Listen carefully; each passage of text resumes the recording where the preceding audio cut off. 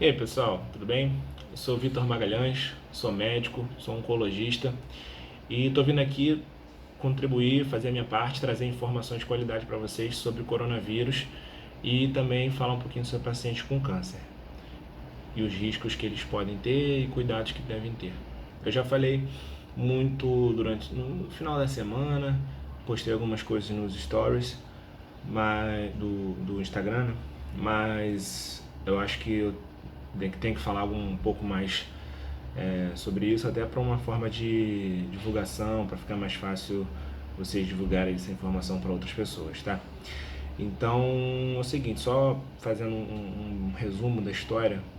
Pandemia, o que é pandemia? Quando uma infecção, uma doença, ela tá instalada no mundo inteiro, né? Não tem mais um local de risco. Todo o mundo é um local de risco e essa doença está presente na maioria dos países. Tá?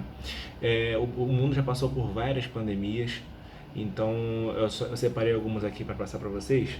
A mais recente foi em 2009, a gripe suína, que foi causada pelo vírus H1N1, que a gente já ouviu falar, né?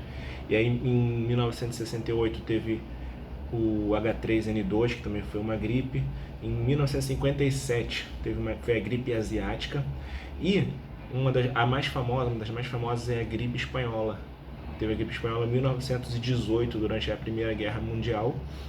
E também foi causada pelo H1N1, se vocês não sabiam. E matou muita gente, mais ou menos 40% da população foi morta ali pela gripe espanhola. E a primeira pandemia foi em 1580, foi uma gripe que surgiu na Ásia também. Além disso, a gente teve outras pandemias que não foram por vírus. A gente tem, por exemplo, a peste negra no século XVIII, ali por volta de 1700. Na Europa matou muita gente, transmitida pelos ratos. E a gente tem uma pandemia hoje que ninguém tem uma noção, mas o HIV é uma pandemia, né? Então, a AIDS é uma pandemia e a gente não tem tanto medo quanto tem do coronavírus, tá? Mas qual é a diferença? Cada vez que a gente foi aprendendo, a humanidade foi aprendendo com as pandemias, ela foi tendo mais recursos para poder combater elas, né? Principalmente as pandemias de gripe, que foram mais frequentes. Eu falei aqui várias pandemias e todas elas foram de gripe, né? Então, assim, hoje em dia a gente tem muito recurso para detectar, para combater, para frear o crescimento, né? Então, eu acho que a gente tem mais recursos, então estamos mais seguros quanto ao controle dessa pandemia aí num curto prazo, tá? Então, assim, provavelmente a gente já foi infectado pelo coronavírus. O coronavírus, a gente fala como se fosse o coronavírus, mas é uma família de vírus. E vários vírus de gripe, né, comum que a gente já teve eram coronavírus. A diferença é que esse coronavírus é novo, é uma mutação de algum coronavírus antigo, por exemplo, e ele tem algumas características diferentes por causa dessa mutação. E essa característica diferente é ele ter uma taxa de infecção maior, ou seja, ele consegue ser transmitido para muito mais pessoas do que os outros coronavírus. Por outro lado, ele não tem uma letalidade alta. O que é isso? Ele não é mais agressivo, ele não mata mais, ele infecta mais, mas é mais simples do organismo tratar. Mas qual é o problema? Apesar de ser simples, tem as pessoas que são naturalmente vulneráveis, não pelo vírus, mas pela condição física delas. Então, os idosos, as pessoas com problema respiratório, as pessoas com doenças crônicas e principalmente as pessoas com doenças que diminuem o sistema imunológico. Então, pessoas que tomam medicações imunossupressoras, que tomam corticoide, pessoas que fazem quimioterapia, no nosso caso, então, e principalmente pessoas com doenças hematológicas. Então, esse é são os principais fatores de risco para poder ter uma infecção grave. Como é que se torna uma infecção grave? Quando você não consegue combater. Não é pela pessoa que você contraiu ou pela quantidade de tempo que você ficou em contato com uma pessoa doente, não. É pela sua própria condição física. Ela que determina mais ou menos, né? Lógico, mas a gravidade que vai ter a doença, tá? Então, tem alguns dados aqui. A mortalidade em pessoas acima de 80 anos é aproximadamente 14%. E acima dos 60 anos é em torno de 3,6%. Então, isso não é tanto 3,6% ou 14%, mas se você pensar 14% de 1.000 pessoas infectadas é uma coisa. Agora, 14% de 100.000 pessoas infectadas é muita coisa em termos absolutos. Então, assim, como é uma doença que infecta muita gente, apesar da taxa, né, do percentual ser baixo, no absoluto é muito maior. Então, o que isso representa? Quer dizer que não é um problema de saúde individual.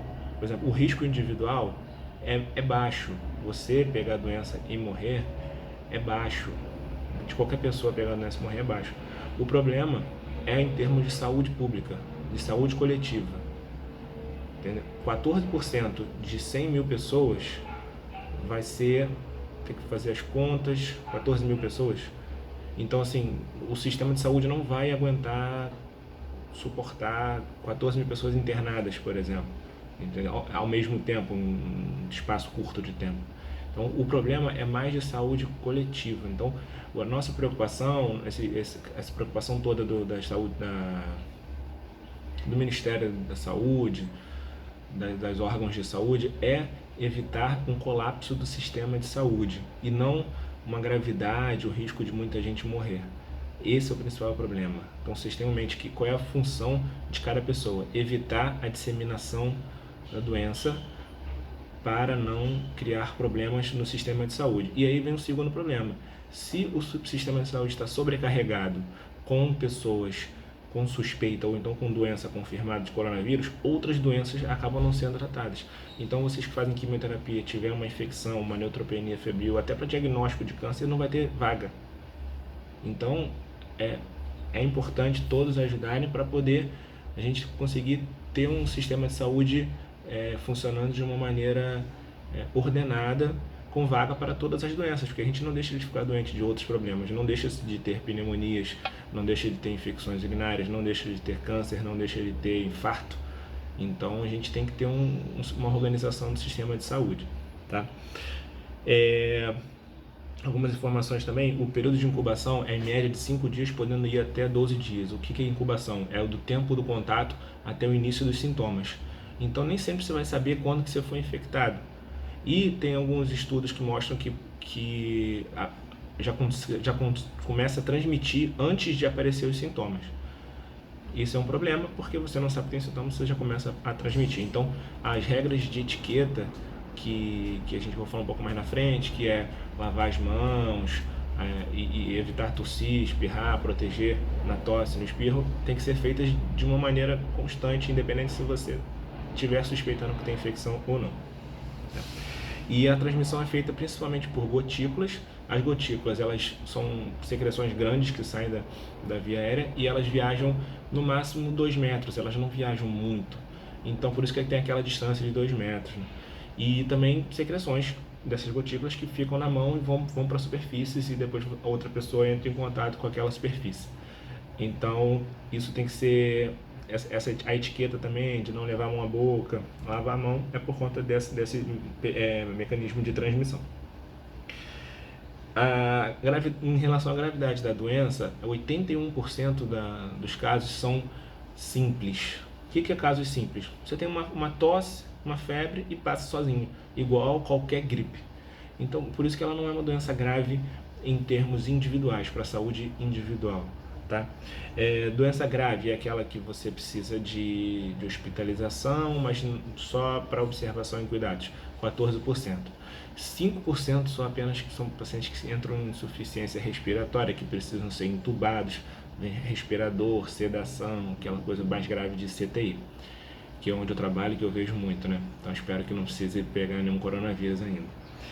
E os sintomas, tá? Para vocês ficarem de olho, 99% dos sintomas vem febre, depois 70% cansaço, depois 59% tosse seca, 40% diminuição do apetite, mialgia, que é dor muscular, 35% e falta de ar 31%. Então, quais são os sintomas mais comuns, resumindo? Febre, cansaço e tosse seca, que é o sintoma de qualquer gripe. Então, qual é a orientação? Se você tiver com esses sintomas e só não estiver se sentindo mal, apenas com esses sintomas respiratórios altos, né? Fica em casa. Não, pode ser coronavírus, pode não ser coronavírus, mas evite transmitir. Então, tenha todas as medidas de controle e evite transmitir o vírus, evite transmitir qualquer vírus que você esteja tendo para outras pessoas.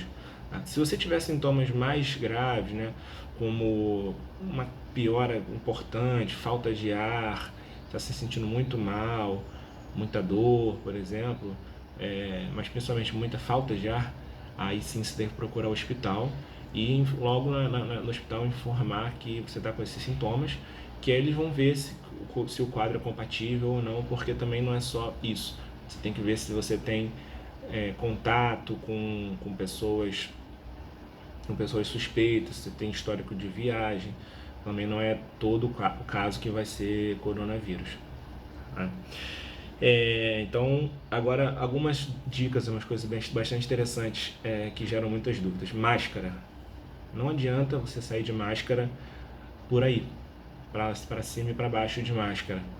A máscara deve ter que ser usada em casos suspeitos para evitar a transmissão. Ou seja, você usa a máscara para não passar para os outros, não é para você não pegar. Essa é uma coisa que as pessoas erram. Sai na rua de máscara.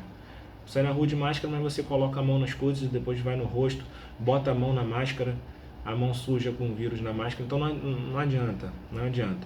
A máscara tem que ser usada quando você está com suspeita para evitar de passar para os outros, ou então quando você por exemplo, contactante. O que é isso?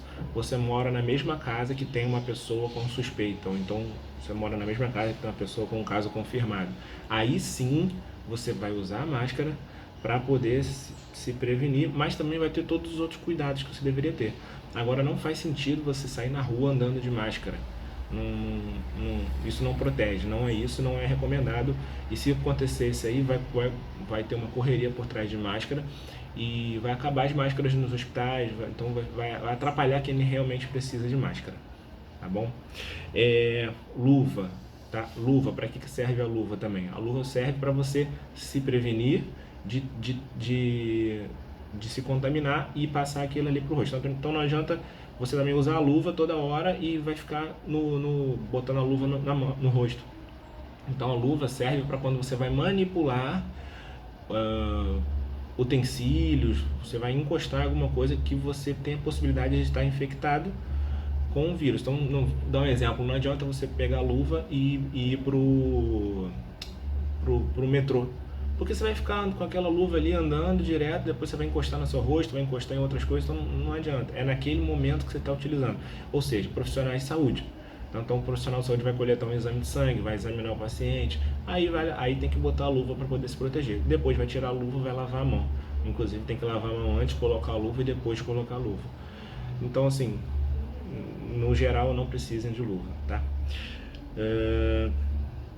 Agora a recomendação mais importante, lavar a mão, tá? Pode ser com água e sabão simples. Me perguntaram também se precisa, posso lavar com Protex, com sabão antisséptico? Sabão simples, sabão, espuma. O importante não é o tipo de sabão, mas o importante é lavar a mão de uma forma correta, que você tem que lavar a palma da mão, tá? O dorso da mão, tem que lavar o dedão, que a gente esquece de lavar o dedão, tem que lavar entre os dedos também, tá? E a ponta dos dedos também, é muito importante, e o pulso também. Então isso tudo, se você ficar lá uns 20 minutos, se você lavar, você não vai ter mais onde lavar, você vai começar a inventar locais para lavar e você vai acabar lavando a mão toda. Então por isso que é importante lavar a mão durante uns 20, 30 segundos, que você vai estar com a mão bem lavada.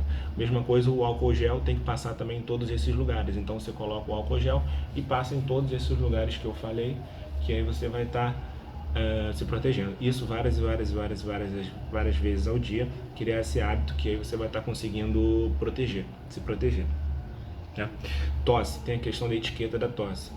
Como é que é? Você tem que tossir com com o cotovelo, né? No cotovelo, ou espirrar também, porque nessa região é uma região menos tocada e você toca mais nas coisas com a mão, não com o cotovelo, então você vai estar transmitindo menos se tiver com a doença, tá? E não levar a mão aos olhos também, tá sempre lavando a mão, isso é uma questão muito importante. E evitar o contato com os idosos, principalmente. Então, se você tem um idoso em casa, deixa ele quietinho lá, conversa com ele, não leve as crianças para visitar os idosos, deixa o idoso isolado, né? E isso é muito importante, o ambiente bem arejado, os utensílios separados, você pode lavar, pegar, lavar depois tudo, mas sempre com os hábitos de higiene que são recomendados, tá? E um mito também, posso tomar vitamina para me proteger? Vitamina C, vitamina D, qual alimento vai proteger? Aí tem picaretas na internet que estão fazendo soro para combater o coronavírus. Gente, nada disso vai evitar de você pegar, tá? O que vai evitar de você pegar é lavar as mãos, evitar o contato. E uma coisa que eu esqueci de falar, evitar aglomerações, evitar locais muito cheios. Tá? Então, assim, vitaminas não previnem de você pegar. O que você tem que ter uma boa alimentação, como eu sempre falo, para poder combater o vírus se você acabar contraindo. Então você tem que ter uma boa saúde para, se você contrair, você combater, e muitos casos são assintomáticos. Então, se você tem uma boa saúde, às vezes você vai pegar e nem vai saber que pegou. Então você tem que ter uma boa saúde para poder combater o vírus. E aí é com uma alimentação variada, como eu sempre falo, não tem uma coisa milagrosa que vai fazer que isso aqui, o vírus vai entrar, opa, aqui eu não entro porque esse cara tem muita vitamina C e sai. Não existe isso, gente, não existe. Tem que ter uma boa alimentação. Por quê? Para poder estar preparado para tudo, desde um câncer até uma infecção de gripe pelo coronavírus. Não é? E uma coisa também que me perguntaram foi sobre atividade física. Tem que parar de ir na musculação, posso parar de fazer atividade física? Isso é uma recomendação que não tem, né? Ao meu ver é o seguinte: se você faz atividade física não é muito junto, aglomerado, fechado, acho que você até pode ir. Eu faço a musculação, procura ir no horário mais vazio, sempre limpando o aparelho, leva a garrafinha com álcool, vai jogando spray lá no aparelho, usa. Ou então, na verdade, procura fazer atividade ao ar livre. Se você tem a opção de não ir à academia, pode correr, fazer alguma coisa na rua, melhor. Dá uma corrida, dá uma caminhada, isso vai ser melhor do que ficar fechado dentro de um local. Mas por enquanto ainda evita de aglomerações e locais fechados, tá? Mas eu não diria para não fazer nada, ficar em casa fechado, sedentário, porque tem que manter uma boa saúde também. A gente não sabe quanto tempo vai durar isso. Então, se a gente for pensar, a gente vai ficar 1 mês, 2 meses, 3 meses nessa situação, né? Então a gente tem que tentar adaptar a nossa vida, a nossa rotina a essa nova situação, tá bom? Foi isso que eu falei. Agora, em relação aos pacientes com câncer, quais são as recomendações? Exatamente as mesmas. Vamos lavar as mãos, evitar aglomerações, evita ir para show, evita ir para bar, evita tudo que você acha que pode ter muita gente e que as pessoas não estejam tomando cuidado. E se tiver que sair, vou ter que ir no mercado, vou ter que ir na feira, vou ter que ir no banco, sempre lavando a mão, evitando contato com pessoas. Se for fazer uma fila, tenta ficar um pouquinho distante na fila, para poder evitar o contágio, não tem jeito. Pacientes que estão fazendo quimioterapia, aí esses têm que evitar, preferir ficar em casa, tá? Se tiver fazendo hormônio, algum outro tratamento que não influencia, aí é uma recomendação mais geral, tá? De qualquer forma, é muito importante vocês estarem sempre em contato com seus médicos para poder ver quais são as recomendações específicas e preferência dele também. E é isso, gente. O Ministério da Saúde tem um aplicativo muito interessante que é o Coronavírus. Só botar na loja de aplicativos que você pode fazer uma triagem. Você pode dizer como você está se sentindo, o que você tem, ele vai te dizer se você tem que ir procurar um local de saúde ou não. Você pode ficar em casa, porque na maioria das infecções, se você estiver se sentindo bem, você nem precisa ir ao hospital. Você pode passar em casa e acabando não transmitindo para outras pessoas. Então tem que manter os cuidados de isolamento, tá bom? Nem é sempre obrigado a ir ao hospital, depende de como você está se sentindo. E nesse aplicativo é legal porque ele faz uma triagem e te orienta aí, e te orienta também aí ao local mais próximo. Tá bom, gente? Espero que vocês tenham gostado. O vídeo ficou meio longo, mas é bastante informação e queria que vocês passassem, divulgassem aí para o maior número de pessoas para poder estar ajudando a elas a poder prevenir, né? Aí diminuir a taxa de transmissão dessa doença, para a gente poder não sobrecarregar o nosso sistema de saúde. Eu acho que não vai morrer muita gente se a gente conseguir contribuir para isso. Então, a gente pensa sempre em solidariedade, amizade, pensar no próximo. Então, você fazer isso é uma forma de pensar no próximo. Você evitar de aglomeração, evitar de trabalhar, se puder trabalhar em casa, você vai estar ajudando ao próximo. Tá bom? Então é isso. Espero que vocês tenham gostado. Dúvidas é só me mandar aí nas redes sociais que eu vou respondendo aos poucos. Tá bom? Então é.